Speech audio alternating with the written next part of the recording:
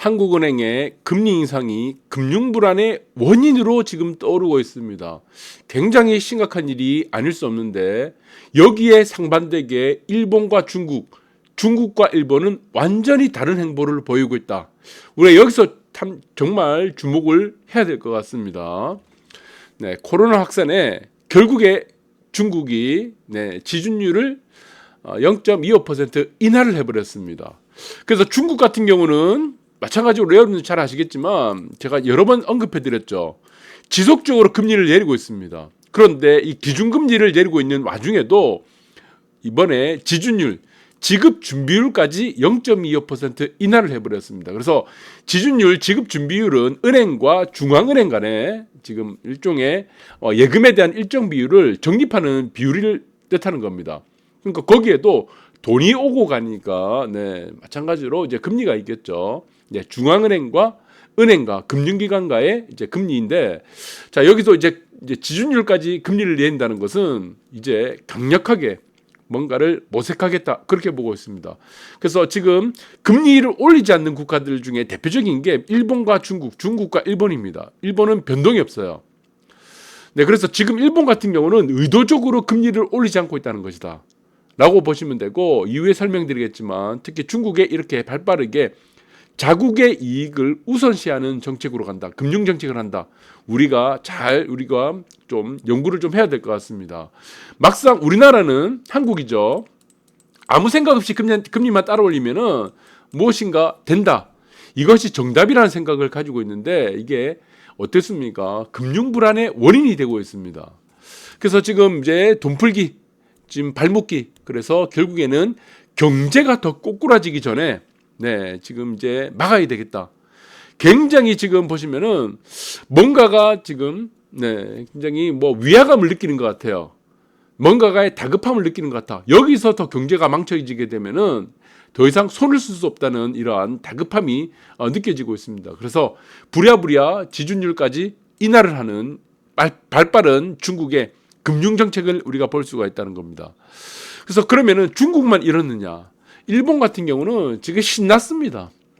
왜 신났습니까? 일본 같은 경우는 중국과 마찬가지로 금리를 안 올렸어요. 여기는 금리를 인상을 안 했습니다. 자, 이렇게 금리를 인상하지 않다 보니까 어떻게 되겠습니까? 엔저가 나타나죠. 엔화 가치가 절하가 되는 겁니다. 이 절하를 의도적으로 지금 일본이 만들고 있다. 자, 엔저를 되니까 어떻습니까? 사람들이 엔화 값이 싸니까 어떻게 되겠어요? 일본 가니까 이제 싼 가격으로 관광을 할 수 있다는 겁니다. 지금 사진에 보시면은 미어 터지고 있어요. 일본은 지금 관광객들로. 일본의 관광객들이 많아지면 어떤 결과가 나타나게 되죠? 지금 당연히 어떻게 되겠습니까? 외화 수입이 엄청나게 급격하게 늘어난다는 겁니다. 그러니까 당연히 외환 보유고가 늘어나게 되겠죠. 외환 보유고. 당연히 그런 거죠. 일본의 사람들이 놀러를 가지 여기 일본에 저축하러 가겠습니까? 여행하러 가는 사람들이 저금하러 가는 사람은 없습니다. 거기 가서 돈 쓰는 사람들밖에 없는 거예요. 그러니까 쇼핑, 호텔 등 수요가 증가하게 되고, 그러나 이것이 어떻게 되겠습니까? 경기를 회복시킨다는 겁니다. 굉장히 중요한 거죠. 이 전략을 쓰고 있고, 그리고 엔저가 되다 보니까 어떻게 되겠습니까? 수출 경쟁력이 생긴다는 거죠. 수출 경쟁력.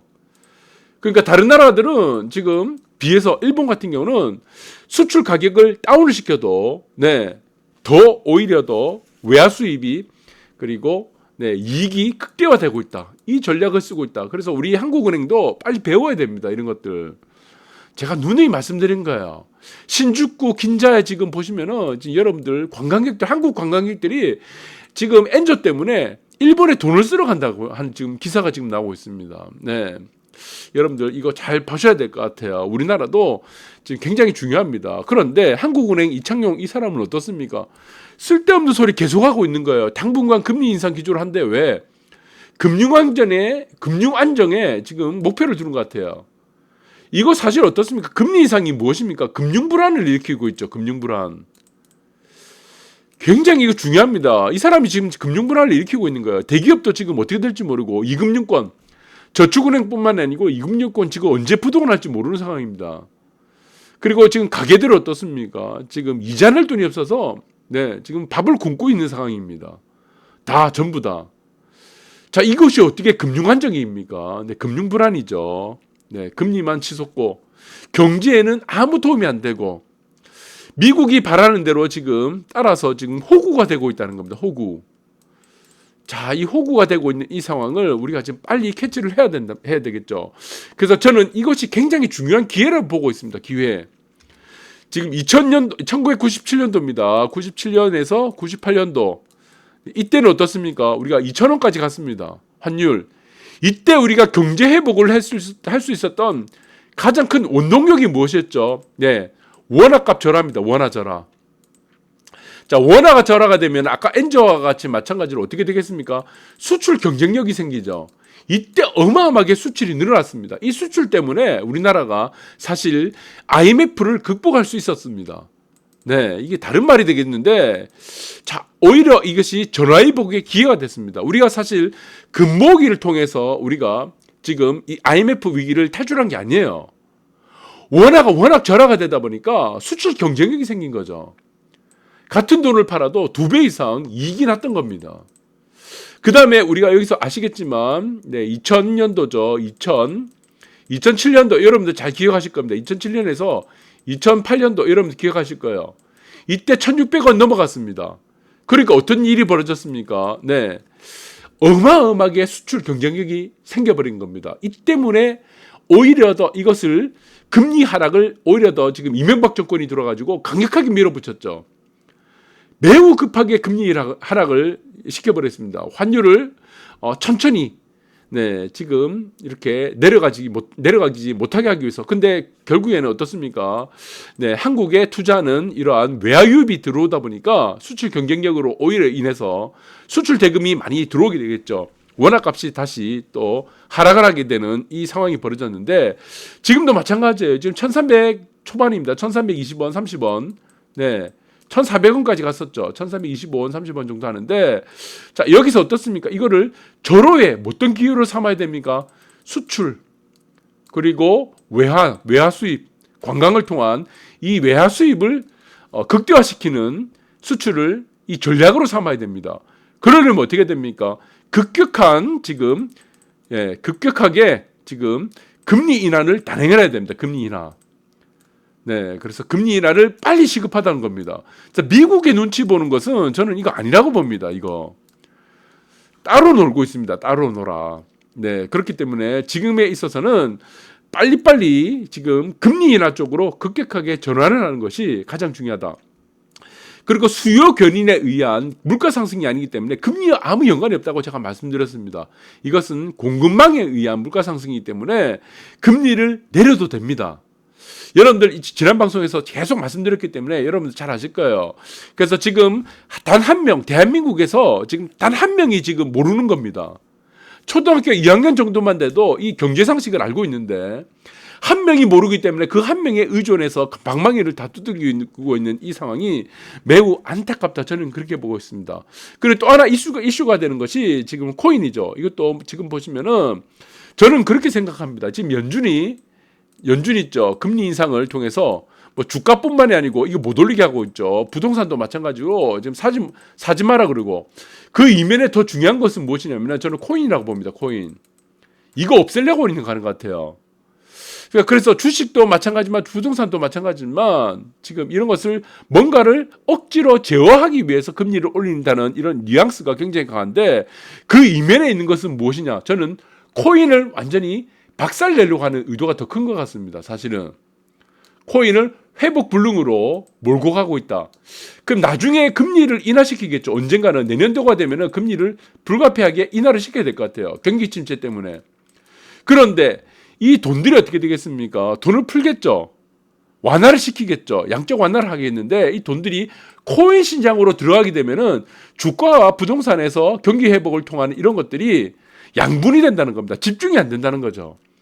그래서 코인 시장을 박살을 내려고 하는 의도도 있다. 그 중에는 뭐 중국과의 어떤 지금 견제 이런 부분도 있겠죠. 일본, 중국, 한국의 견제. 그러나 일본하고 중국은 이 견제에 속아 넘어가지 않고 있다. 한국만 여기서 호구가 돼서 속아 넘어가고 있죠. 그래서 저는 근본적으로 보면은 이전 시간에도 제가 한번 몇 번을 말씀드렸는데 코인은 4년 안에, 그러니까 작년에 말씀드렸습니다. 4년 안에 없애려고 하는 가장 큰 의도 중에 하나는 무엇이다? 경기 회복을 하려면은 시장의 돈이 양분이 돼서는 안 된다. 주가와 부동산에 집중적으로 가야 되고, 그러한 것들이 어떻게 되겠습니까? 네. 지금 임금에 우리가 올라가는 효과보다는 투자 수요에 의해서, 투자 결과에 의해서 경기가 회복되는 속도가 워낙 빠르기 때문에, 네, 우리가 주가 좀 올랐다, 우리가 부동산이 내 집이 좀 올랐다 그러면은 돈을 잘 씁니다. 네, 그래서 투자의 수익이 사실은 임금의 수익보다는, 임금의 상승보다는 이게 소비로 연결되는 확률이, 소비로 연결되는 부분들이 워낙 크기 때문에 저는 이 코인 시장부터 빨리 없애려고 하는 의도가 크다고 보고 있습니다. 그래서 지금 서서히 코인이 지금 의도대로 빨리 지금 박살이 나고 있습니다. 그러니까 루나 사태도 있었죠. 자, 루나 사태도 있었고, 이거 1번이다 그러면은 그 다음에 FTX도 있었죠. 지금 앞으로 줄줄이 무너질 겁니다. 그 다음에 여기 뭡니까? 위믹스 이제 국내 투자자들 5천억 정도, 얼마인지는 모르겠어요. 5천억 정도인 것 같아요. 뭐 더 될 수도 있겠죠. 다 날려가는 거죠. 그래서 의도 중에 하나는 지금 상장 폐지, 뭐 출금 지연까지 나타난다고 하면서 가상화폐 시장 자체가 이제 존폐 위기에 있다. 저는 그렇게 보고 있습니다. 존폐 위기. 어차피 가상이잖아. 네, 이거 뭐 무슨 도박하고 뭐가 다릅니까? 그래서 저는 숨은 의도가, 저는 가상화폐 코인 시장 자체에 없애려고 한다. 그 부분도 여러분들이 의도가 있다는 부분들을, 네, 여러분들 그 이면에 있다는 부분들을 잘 분석을 해보시고, 결국에는 마찬가지입니다. 이거 정해져 있습니다. 이 부도 차트이기 때문에 말씀드렸죠. 계속 이거 부도 차트라고 했죠. 전부 다. 결론적으로는 어떤 식으로든 4년 전에 제가 1년 전에 말씀드렸으니까 이제 3년 남았습니다. 3년 안에는 어떤 식으로든 없어진다. 자, 그리고 이제 코인 시장까지 제가 언급해 드렸었는데, 저는 그렇게 생각합니다. 지금에 있어서의 금리 인상은 무엇보다도 금융 불안을 일으키는 가장 큰 원인 중에 하나다. 이 부분들을 살펴보시기 바라고, 우리가 가상화폐를 뭐 없애려고 우리가 지금 금리 인상에 동참할 필요가 없습니다. 이거 연준이 다 알아서 할 거예요. 미국이 다 알아서 할 겁니다. 그렇기 때문에 우리나라는 이 환율에 대한, 이 환율이 올라가고 환율이 절하가 되는 이 아주 중대한 기회라고 보고, 저는 빨리 우리나라는 금리 인상으로 돌아서야 된다. 그래서 수출 경쟁력을 우선적으로 확보를 하고 경제를 활성화시킨 쪽으로 가야 된다. 한국은 아직도 저성장으로 가면 안 됩니다. 아직은 선진국 대열로 합류가 되지 않았기 때문에 성장 개념으로 해서, 네, 아직도 성장을 해야 된다. 경제를 더 성장시켜야 된다. 그러기 위해서는 섣불리 이런 금리로 장난을 쳐서는 안 된다. 자, 여러분들 주말 동안 잘 이런 부분들을 분석해 보시기 바랍니다. 감사합니다.